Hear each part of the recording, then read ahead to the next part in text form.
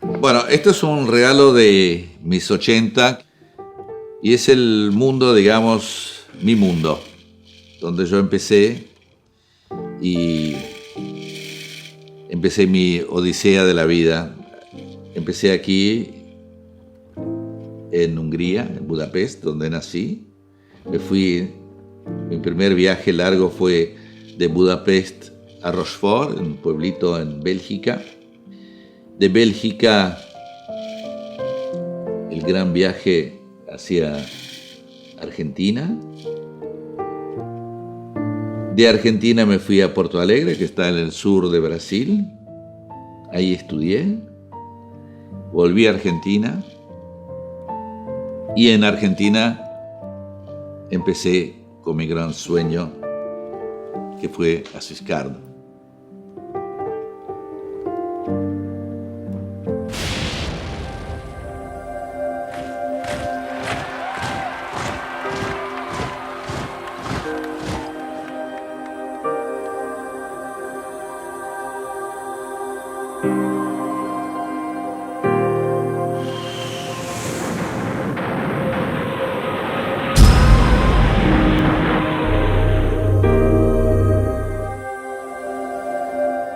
La guerra se inició en septiembre y yo nací en junio, o sea, a pocos meses después empezó la Segunda Guerra Mundial.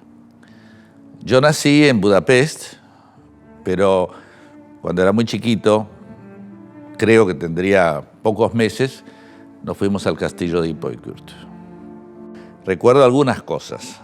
Por ejemplo, mis padres que venían al castillo solamente pocas veces al año, ¿no?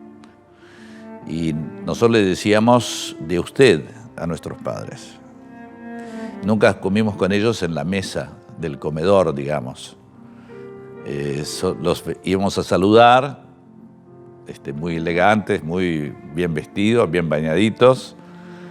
Antes de comer, podíamos estar 15, 20 minutos, como mucho, tenemos que hablar bajito. Y bueno, eso era nuestra vida con nuestros padres cuando éramos chiquitos. No era solamente nuestro caso, toda la nobleza en esa época se usaba eso, ¿no? Para nosotros era absolutamente normal. Tenía una hermana 2 años mayor que yo y teníamos una niñera que se llamaba Yvonne François, era belga, pero nosotros le decíamos Fifi. Era mucho más fácil decirle Fifi. Y ella era nuestra niñera, nuestra amiga, nuestra madre, porque tuvimos prácticamente las 24 horas con ella. Y bueno, estábamos en el castillo y hacíamos vida de niños, ¿no? Mi hermana tenía un burro que era negro y yo tenía uno que era blanco. El de mi hermana se llamaba Carbonero y el mío se llamaba Panadero porque parecía que era todo blanco y tenía pinta de que tuviera harina por todo el cuerpo. Recuerdo esa como mi primera mascota.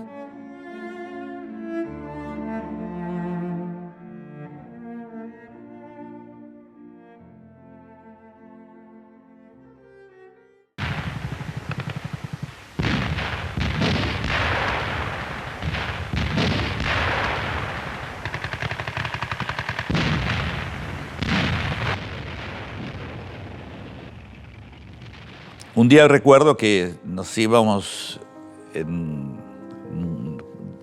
un carruaje que se usaba en esa época, con el cochero y mi hermana y Fifi, nos íbamos a visitar unos amigos o parientes y recuerdo que cuando llegamos al castillo, en medio del castillo había un boquete enorme, había caído una bomba, que ya era la época que los aliados empezaron a bombardear Hungría. Yo tendría 3, 4 años, no más. Y al día de hoy me acuerdo que había un boquete enorme en el medio y Fifi le dio orden al cochero, vayamos enseguida de acá porque no quiero que los chicos vean lo que pasó ahí. Seguramente habría sido hace poco la bomba y habría gente ahí todavía. Y entonces cuando pasó eso, mi padre dijo, bueno, entonces vénganse a Budapest, que están más resguardados que en el castillo. Y entonces fuimos a Budapest a un apartamento que tendría mi padre. De esa parte no me acuerdo mucho, pero sé que no estábamos con mi padre ahí. From Budapest, city of blood and bravery, tragedy and hope, come the first pictures of the battle which has shaken the world and of its aftermath. Here, in a few fierce days, the post-war drama of Eastern Europe reached its climax. Tanks fought against civilians and army against secret police, where a few days ago all had seemed quiet on the surface.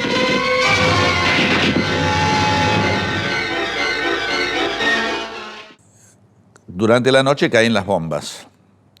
Entonces sonaban las sirenas y había que bajar al subsuelo de ese edificio que estaba en la orilla del Danubio. Y me acuerdo que había una pequeña ventanita a la altura de la calle y yo me subía en algo para ver qué pasaba afuera y me acuerdo que en el Danubio habían puesto barcazas para cruzar el Danubio porque los aliados ya habían bombardeado los puentes y no había forma de cruzar.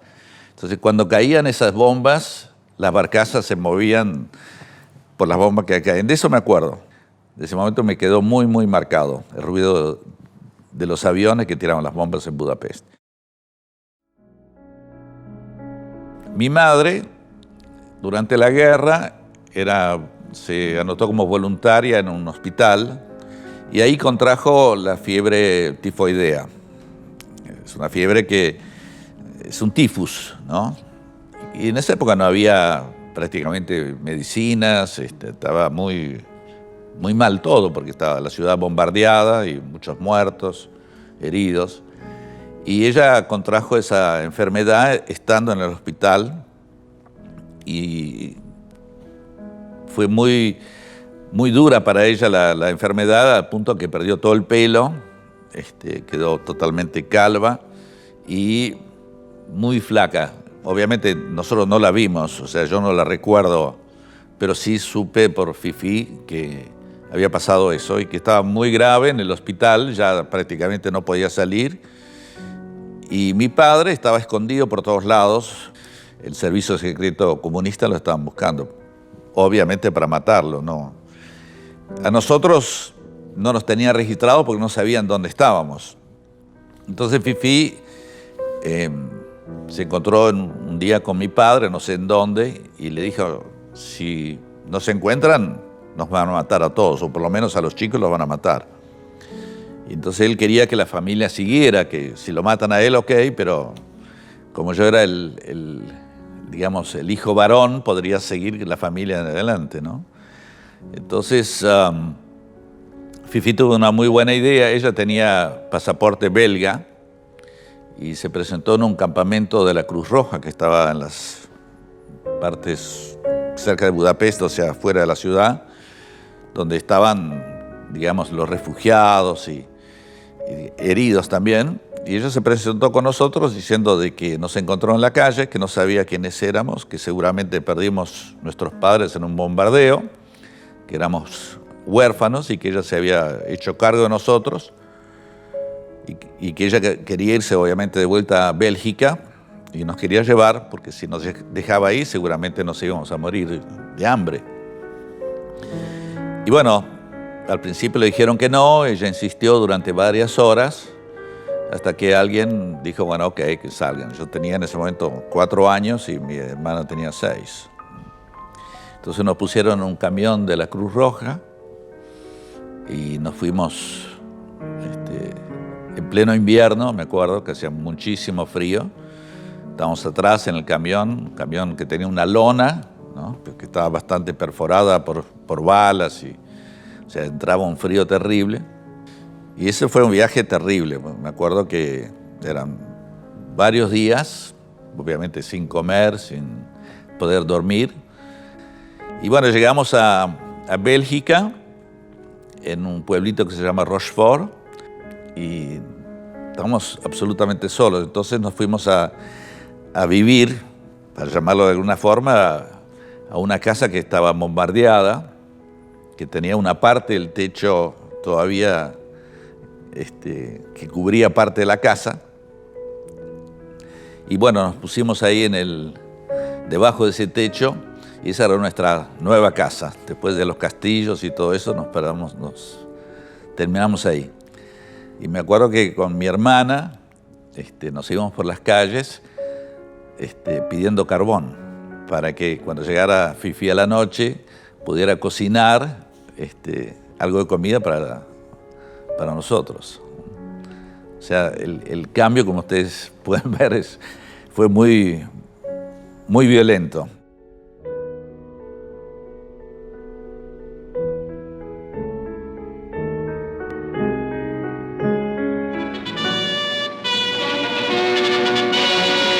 The 25th anniversary of the foundation of the Red Army has been marked by a series of victories which have desperately wounded the Germans and brought their... Cuando los rusos invaden Hungría, ellos estaban buscando todos los nobles para matarlos, para terminar con la nobleza en Hungría. Y bueno, mi padre era bastante conocido en la nobleza, y el ABO, que era el KGB húngaro, estaba muy atrás de sus pasos.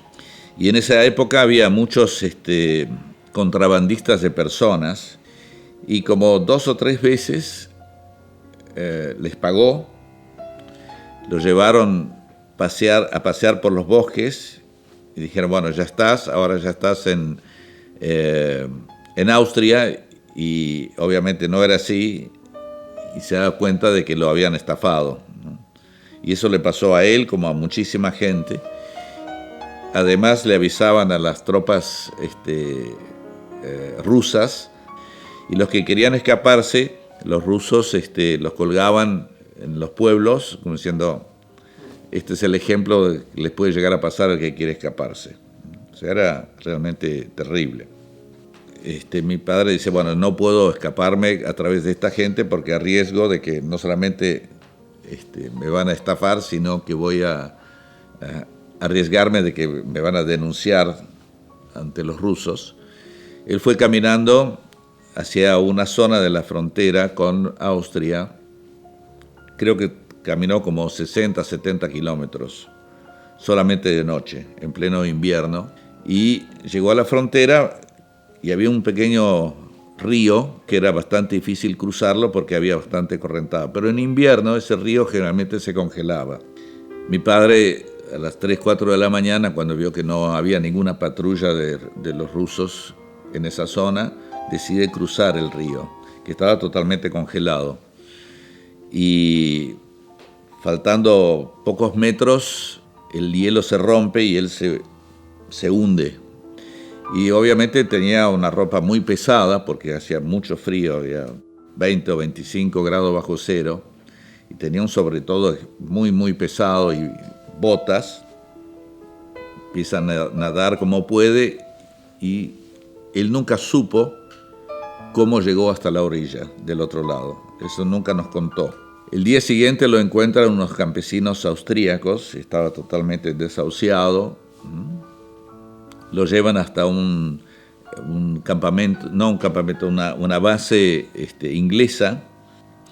Y bueno, él tenía muchas dificultades para respirar, y porque había contraído tuberculosis, eso se supo después, y le sacaron, lo operaron, le sacaron uno de los pulmones, en una tienda de campaña prácticamente, ¿no? Un hospital de campaña que había.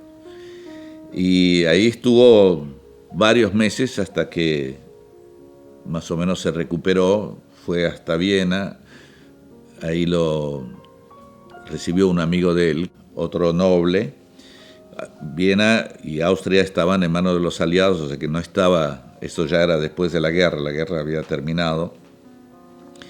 Y este amigo de él le dio dinero para que él pueda seguir viaje, ya un poco más recuperado de salud, que fuera a encontrarnos a Bélgica.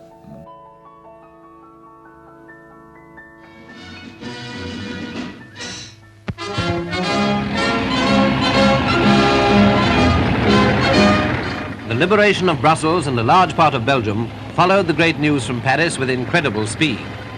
The guards, who were the first in, are seen on their way to the Belgian capital. They had covered over 400 miles in 9 days. Perhaps you'll excuse my repeating that.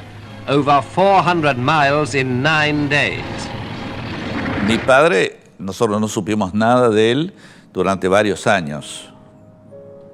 Estamos casi convencidos que mi madre se había muerto y que mi padre o lo habían matado o no sabíamos, ¿no? O sea, Fifi nos crió siempre hablando muy bien de nuestros padres, que seguramente algún día vendrán, nunca nos dijo que estaban muertos, ¿no? Siempre nos tenía esa esperanza viva de que algún día vendrían, ¿no?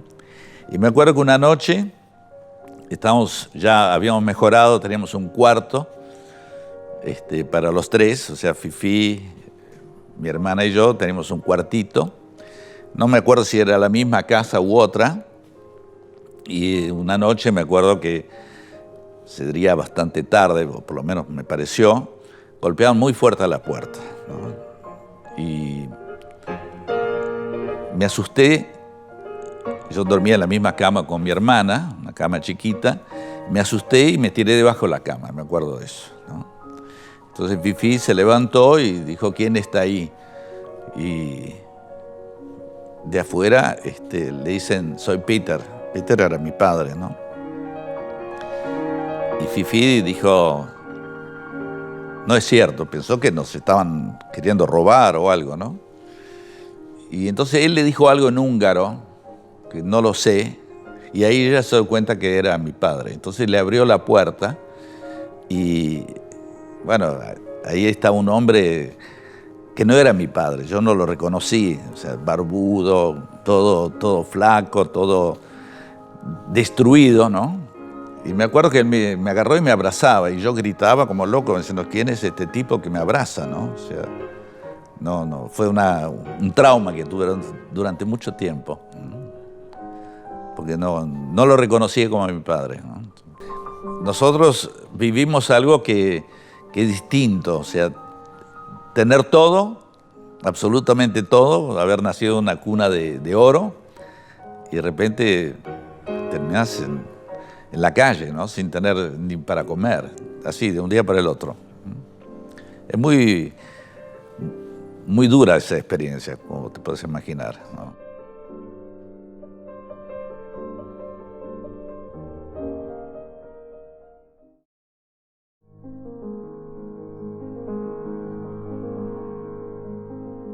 Nosotros llegamos a la Argentina la primera vez en el febrero del 48. Nosotros salimos en el 44 de Hungría y en el 48 nos vinimos para la Argentina. Perón, que en ese momento estaba dirigiendo la gran Argentina, era muy pro-nazi, ¿no es cierto? Entonces él quería que los nazis vinieran a la Argentina, que trajeran el dinero que habían robado de todas sus conquistas. Y el hermano de mi madre, en realidad, era embajador de Croacia en España. Cuando pierde Alemania la guerra, Croacia y Hungría y todo eso pasaron a ser invadidos por Rusia. Mi tío, obviamente embajador en España, dice, yo no voy a volver a Croacia porque en Croacia están los comunistas, ¿no? Termina la guerra y el hermano que estaba en Croacia se escapa de Croacia y se va a vivir a Madrid junto al hermano. Un día el embajador argentino en Madrid lo invita a mi tío a un evento de la embajada argentina. Y mi tío le dice, estoy con mi hermano que está viviendo con nosotros, ¿lo puedo llevar a ese evento? Entonces el embajador le dijo, sí, pues no. Y en ese evento el embajador empieza a conversar con mi tío, el hermano, no el embajador, sino el otro, y le empieza a preguntar qué hizo durante la guerra, y le cuenta de que, bueno, que estuvo en el ejército, y le pregunta si tenía amigos en el ejército, o sea, oficiales alemanes, y él dijo, claro, sí, estuvimos muchos años juntos. Entonces le dice, tengo un empleo para usted en Argentina.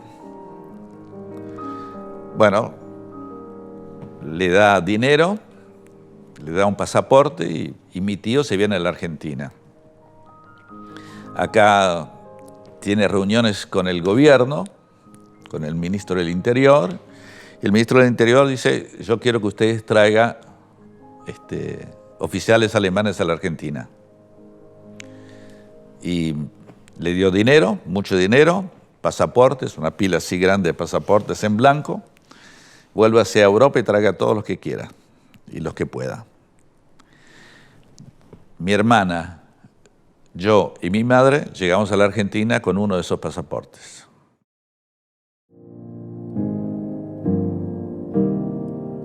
Los húngaros fueron invadidos, o sea, Hungría fue invadida por los turcos en 1540. Como mi familia, antepasados míos lucharon mucho contra los turcos y muchos de ellos se murieron en esa lucha, el Papa nos entregó a la familia el título de condes. ¿Por qué? Porque habíamos defendido un país católico de los musulmanes. Y uno de mis antepasados, no te puedo decir tártara abuelo, pero allá por los años 1600, murió defendiendo el país contra los turcos. O sea, murió en una batalla. Y ese sable que está ahí era de él. Los turcos se lo llevaron como trofeo de guerra, se lo llevaron a Turquía, y muchos años después, en uno de los castillos aparece un tipo con el sable, diciendo, esto pertenece a la familia de ustedes. Lo traigo de vuelta porque el que se lo llevó nunca pudo abrirlo. O sea, es como que fuera un sable, digamos, embrujado, que después que se murió, el que lo tenía, nunca más lo pudieron usar. Ser noble no es solamente tener un título, es ser una persona diferente, es ser una persona honesta, es ser una persona de bien, es una persona, un caballero, más que nada, ¿no es cierto? Eso es la diferencia. No solamente porque tiene un título. Ese título, digamos, yo considero que hay que ganárselo estudiando y actuando de una cierta forma. Por eso puse que la nobleza te obliga a ser así. No hay mejor ejemplo que el que uno muestra, ¿no es cierto? Formar un hogar requiere de muchas cosas, pero principalmente requiere de paciencia y comprensión. Y saber perdonar. Todo el tiempo hay que saber perdonar. Cuando uno es joven, no perdona. Dice, no permito que esto pase, no acepto que tal cosa pase. Y los años te dicen, tenés que aceptarla, tenés que bancarla, tenés que saber contar, no hasta 10, hasta 100. Y yo creo que eso es el ejemplo que yo le puedo dar a mis hijos y a mis nietos y a todos los demás. Aceptar. Antes era mucho más exigente, mucho más agresivo también en muchas cosas. Hoy estoy mucho más tranquilo, apaciguado, acepto mucho más cosas y soy mucho más feliz.